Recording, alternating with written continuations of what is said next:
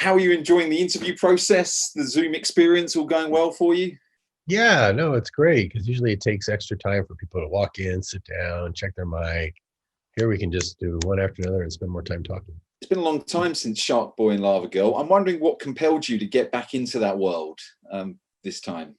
Well, this is a different world in that world, actually. That was more of a dream world. This is not really a sequel to Shark Boy and Lava Girl. It's its own story, but I kind of took them and shoehorned them into this world. Like sometimes in an Avengers movie, you would borrow from another studio, Spider-Man, and put them in the Avengers team. That's like this was.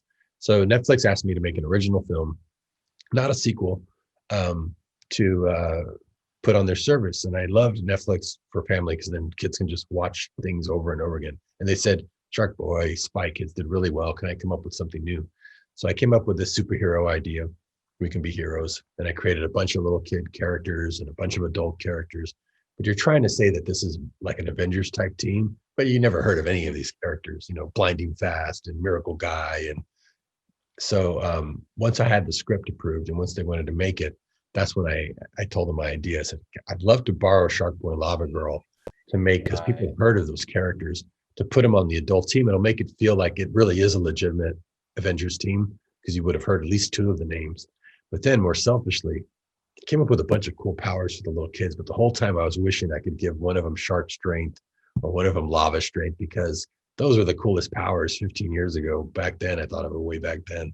So if I brought them in as parents, then I could have a hybrid child that is, you know, their child that has all those powers.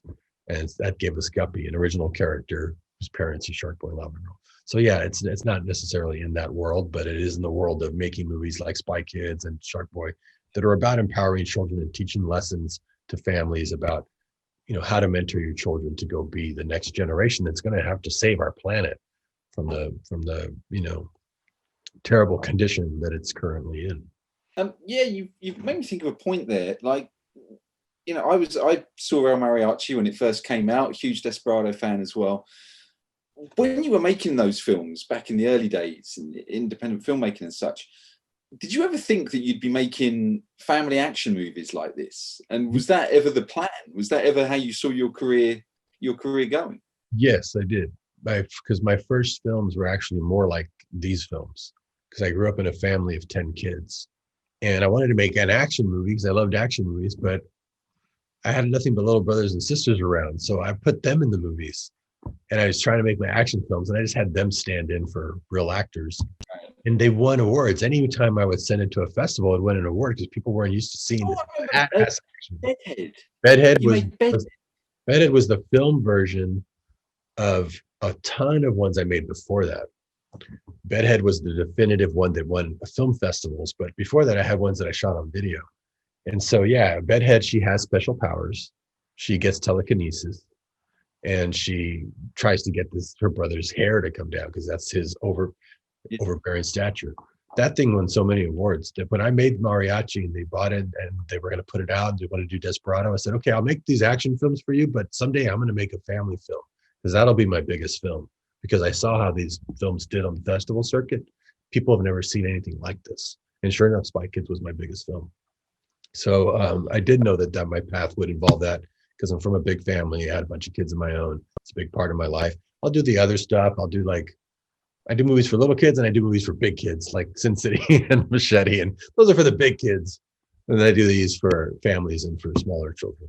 I spoke to you many, many years ago. You won't remember. I do remember you. I'm looking at you. I've met this guy before. I just know where or when. But I think it was the Sin City junket. I think. Yeah.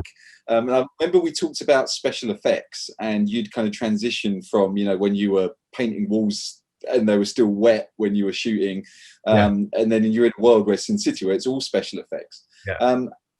15, 20 years on or whatever. How do you approach films that are full of special effects like this one? Have you got a different approach, or do you just do what you do and the effects just get added later? How does it affect your process? I still do it the way I created doing it way back on green. So I was one of the early green screen guys. I'm an artist, so I can kind of see what's going to be in the green. Like I'm shooting Mandalorian now, and they don't have a green screen. They have a screen that projects the environment's there, so you can see it, even though it's not real. It's like live visual effects. But I still like shooting the green screen way. where I can put the kids on a green screen and just put some tape on the ground. Like, you're standing on a bridge now, so every once in a while, look over the side because you're really high up, and they just got to use their imagination. And it lets them focus on the action in front of them. They're not getting distracted by this huge environment. So I can just shoot really quick on a green. With kids, you don't have very much time. And then blows their mind later to see it with all the effects in. I know what the effect's going to be because I'm the visual effects supervisor. I'm the DP. I'm the editor. I'm the cameraman. I'm all those things so that I can keep control over what's going to show up. And I still like that. I call it high-tech guerrilla filmmaking. Because on the fly, you can just change your mind with a green screen and come up with new ideas. And you don't have to have a whole meeting about it before with all the departments. And you can just really move fast and come up with some really inspired things by working that way. And that's just the way I've worked, and it works really well, especially when you don't have a lot of time with kids. We only had them 6 hours a day, so we did not have very much time. You have to move, and so you've got to be able to fly. And that old method that I kind of pioneered way back then that no one really does anymore, I still like that way. Excellent. Robert, thank you so much for your time. I really appreciate you taking through that, and good luck with the film. I hope it's a hit for Netflix. Thank you. Good to see you again. Ladies and gentlemen, you're watching Hey You Guys! Hey You Guys, huh? Hey You Guys. Is that from the Goonies? It is indeed, yeah. Nice. Hey You Guys!